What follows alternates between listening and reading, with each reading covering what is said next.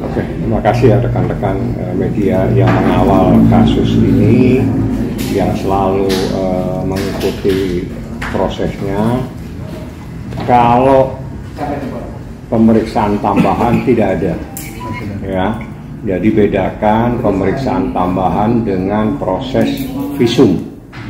Kalau visum memang dilakukan visum et repertum yang dilakukan di salah satu rumah sakit yang memang khusus mempunyai alat untuk melakukan pemeriksaan secara mendetail dan mendalam.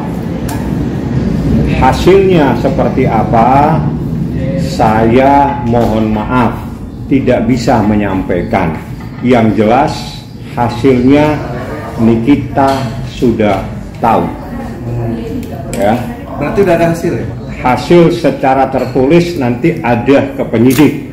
Kita hanya dikasihkan kesimpulan sementara yang tidak mendetail tentang apa yang didapatkan dari hasil visum tadi pagi sekitar jam 10 sampai jam 12. Secara mendalam kita tidak punya datanya ada di penyidik. Tapi kami mendapatkan informasi yang luar biasa sekali, di mana visum ini adalah bagian dari proses pembuktian dari laporan yang dilakukan oleh Nikita Mirzani, di mana dalam laporannya, ingat, di mana dalam laporannya terkait Undang-Undang Perlindungan Anak, adanya sebuah perbuatan yang menurut undang-undang perbuatan itu adalah kejahatan terhadap anak di bawah umur, junto Undang-Undang Kesehatan. Berdasarkan hal tersebut, Nikita tahu seperti apa. Tapi saya tidak punya hak untuk menyampaikan hasilnya, hanya saya sampaikan memang betul ada sebuah proses dilakukan visum et repertum pada pagi tadi adalah dalam rangka untuk mencari ya kebenaran atas proses yang selama ini. Jadi seperti itu. Bang, berarti benar adanya Bang, berarti benar adanya perlakuan atau kelakuan hal seperti itu ya. Adanya kayak semacam bentuk tindakan hal itu ada. Proses hasil visum silakan ditanyakan ke penyidik ya. Saya hanya dalam kapasitas sebagai kuasa hukum Nikita Mirzani datang melihat anaknya dilakukan visum. Itu saja kapasitas saya. Hasilnya visum saya tidak mengetahui secara mendalam. Yang jelas proses tadi itu adalah bagian dari proses pembuktian terkait laporannya Nikita. Berarti terbukti Bang ya? Proses terkait dengan pembuktian ya, soal terbukti tidak terbukti tanya ke penyidik. Bang, Tina ini membawa reaksinya sendiri gimana Bang? Reaksinya Nikita sendiri terhadap hasil itu gimana Bang? Ya. Kalau ketemu tanyakan, dia ada nanti tanyakan langsung. Anda bisa melihat reaksi dia dari sorot matanya, dari kalimat-kalimatnya. Anda bisa paham bagaimana geramnya seorang ibu begitu mengetahui bagaimana keadaan anak yang sangat dicintainya. Seperti itu. Bang, Laura sendiri tadi pagi didampingi siapa Bang mungkin? Didampingi saya selaku kuasa hukum Niki, didampingi pamannya yang bernama Edwin, nah, dan beberapa orang yang tidak boleh saya sebutkan.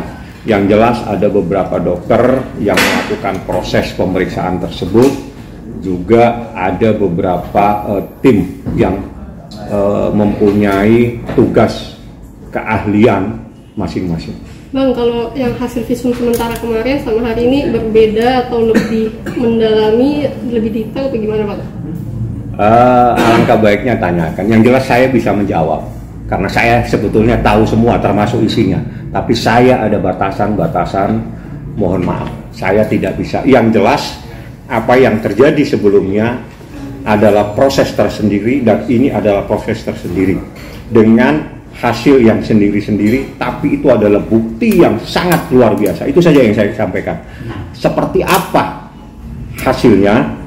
Silakan tanya kepada yang punya hak. Oke, berarti bisa dipastikan itu hasilnya memberatkan Fadel ya, Bang? Tanyakan ke penyidik. Terkait Fadel yang akan diperiksa hari Jumat, gimana sih tanggapannya?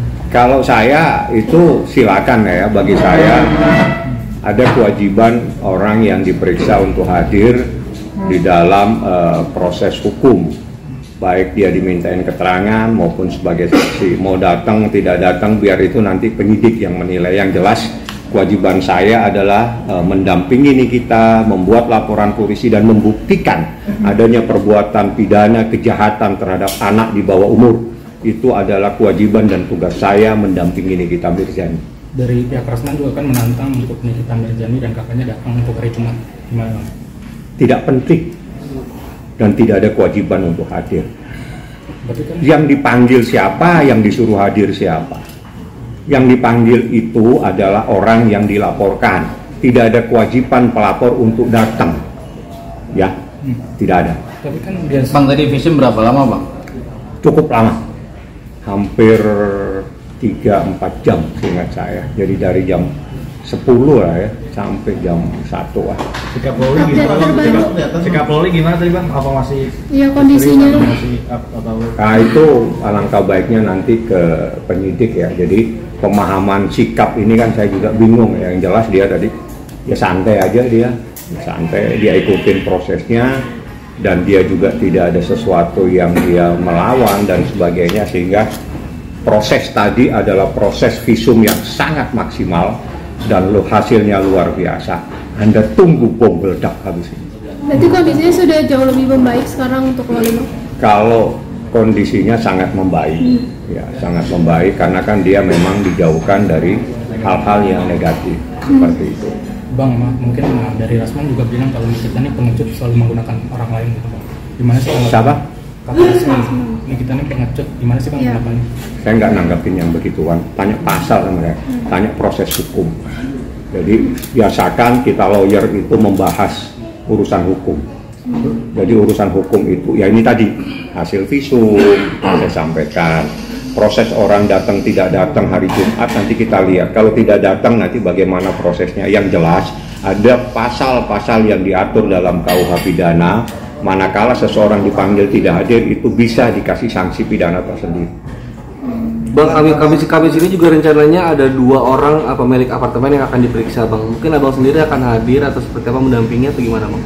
Kalau itu saya belum mendapatkan informasi. Nanti pasti akan menjadi kewajiban saya untuk selalu membackup dalam artian juga mendampingi semua saksi supaya saksi-saksi itu dalam keadaan tenang, dalam keadaan santai, memberikan keterangan yang sebenar-benarnya seperti itu. Bang, menurut kacamata hukum, artinya hasil visum itu telah terjadi pembuktian ya? Visum itu bagian dari bukti. Ya, artinya dengan hasil yang itu Visum bagian dari bukti, ya. Bukti itu terdiri dari saksi, terdiri dari bukti tertulis. Salah satunya adalah visum, salah satunya adalah pendapat ahli. Paham? Oke, jangan dipelintir lagi kalimatnya. Jangan ditanyakan.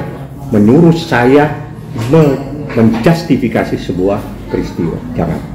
Bang, visum itu langsung kelihatan hasilnya Bang atau nah, pertanyaan paling bagus. Tempatnya yang salah ditanyakan. Tanya kepada humas.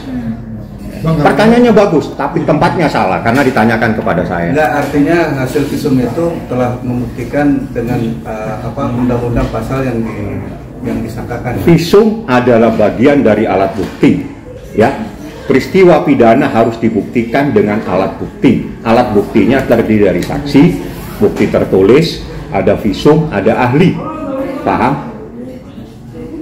Bang, kabarnya kita sama Laura udah pemahaman akur ibu anak ibu pasti akan baik-baikan saja. Jadi jangan terus dijadikan sebuah pembatas bahwa seorang ibu itu berantem atau marah-marah sama anak, bahwa tidak mungkin.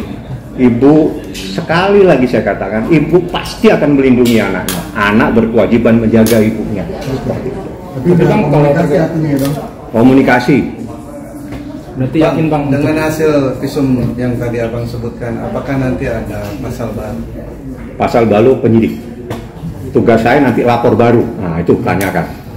Ya, kalau lapor baru mungkin akan melakukan laporan baru setelah proses ini berjalan. Tambahan pasal tanya ke penyidik. Jadi berarti memang sudah beda fungsi. Berarti memang sudah ada obrolan sama Nikita ya Bang untuk merencanakan pasal baru? Tidak ada rencana. Tidak ada pasal. Pasal baru. Kami Laporan tidak baru mempunyai hak untuk menambah pasal. Pasal itu pasti ada rujukannya. Rujukannya itu dari penyidik dan rujukannya itu dari jaksa.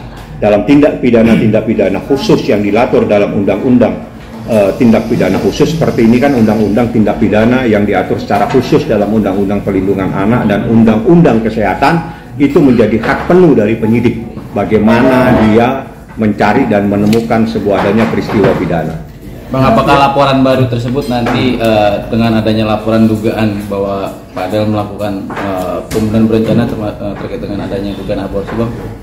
Ya, pertanyaannya kan sudah ada dalam laporan. Dalam laporannya itu, sebagaimana yang dikatakan sama Humas, coba ditanya lagi dengan Humas. Nikita Mirzani itu melaporkan adanya dugaan tindak pidana apa? Nah, yang jelas saya sampaikan, Nikita Mirzani melaporkan dugaan tindak pidana adanya kejahatan terhadap anak di bawah umur. Seperti itu. Tapi yakin Bang untuk hari Jumat ini Fadel akan menjadi tersangka atau gimana Bang? Penyidik, tanya ke Humas.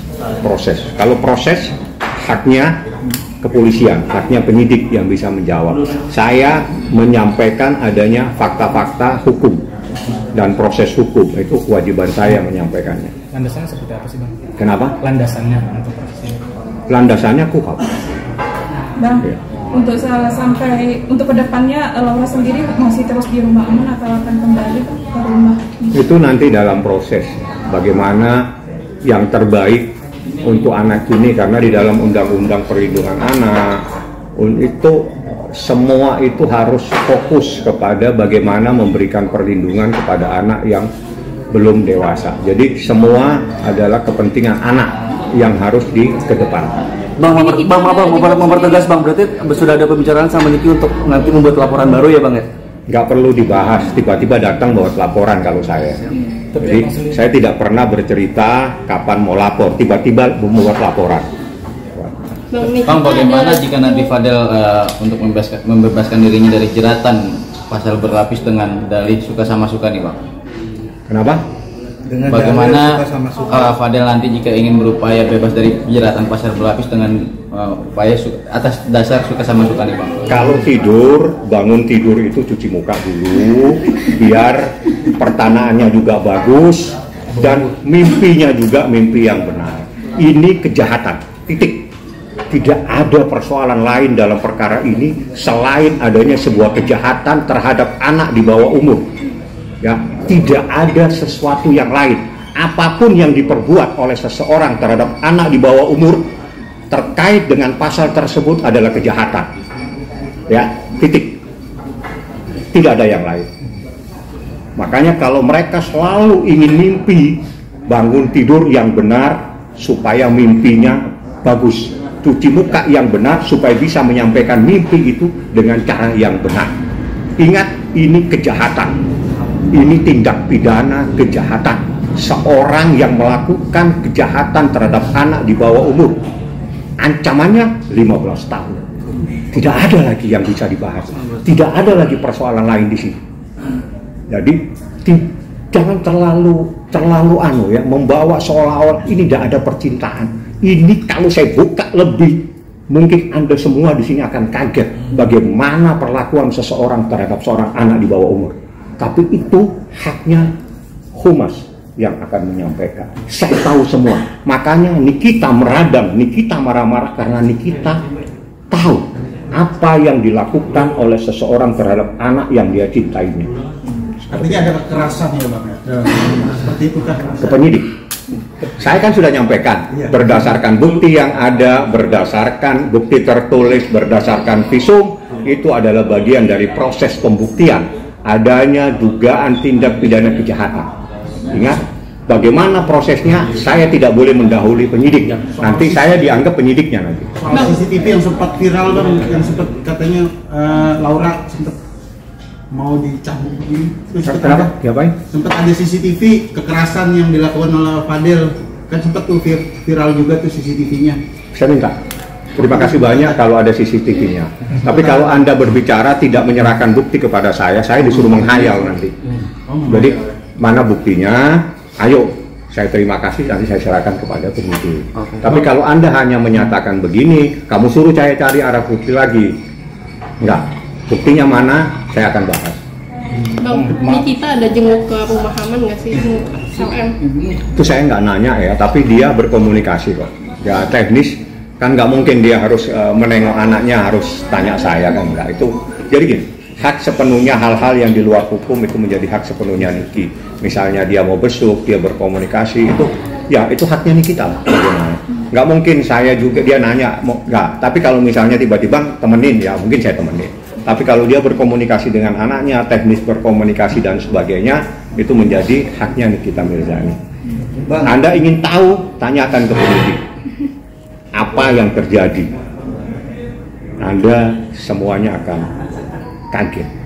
Bang, tapi abang sendiri pernah menangani kasus seperti ini kan Bang sebelum Fadil? Anda kalau mau tahu saya, Anda cari di Google. Jangan tanya langsung kepada saya. Saya tidak boleh menjelaskan diri saya kepada Anda. Kalau Anda ingin tahu siapa saya, Anda cari siapa saya. Abang, soal statement dari nanti kalau kasus ini atau berkasus sudah P21 terus bergulir di pengadilan, apakah terbuka untuk umum atau tertutup? Karena ini masuk dalam Undang-Undang Peradilan Anak, sifatnya tertutup karena Laura umurnya baru 17 tahun. Di dalam undang-undang setiap kejahatan terhadap anak yang belum mencapai 18 tahun dalam proses kejadian itu dan proses persidangannya belum mencapai 21 tahun, maka yang tunduk pada Undang-Undang Perlindungan Anak. Dan hakimnya pun menggunakan pakaian biasa. Itu teknisnya mereka, karena dalam Undang-Undang Peradilan Anak itu sudah diatur termasuk peraturan Mahkamah Agung bagaimana menyelesaikan kasus terhadap anak yang bermasalah secara hukum. Seperti itu. Bang, ada kemungkinan Fadil ini kena pasal berlapis Bang? Sudah dilapis pasal. Apa gitu? Tanya penyidik. Bang, terkait pemeriksaan yang di akhir hari Jumat ada keperluan Bang, mungkin ada pikiran nggak kalau ini ngelur waktu Bang? Saya sih nggak pusing ya, dia mau datang nggak datang, yang jelas ada aturan mainnya, ada hukum acaranya. Kalau seseorang tidak hadir, sikap penyidik itu ada. Jadi dia mau hadir, mau sakit, mau apa, saya nggak pernah pusing. Karena saya pasti kembali kepada aturan hukum. Seseorang kalau tidak dipanggil, tindakannya bagaimana? Dipanggil lagi biasanya. Kalau tidak bagaimana? Itu ada semua. Jadi negara ini tertib. Tidak ada yang tidak tertib di negara ini. Diatur secara tertib bagaimana memanggil seseorang, tidak ada dipanggil lagi, tidak mau diambil. Nah, itu proses. Jadi kita tidak boleh lari dari proses hukum acara itu sendiri.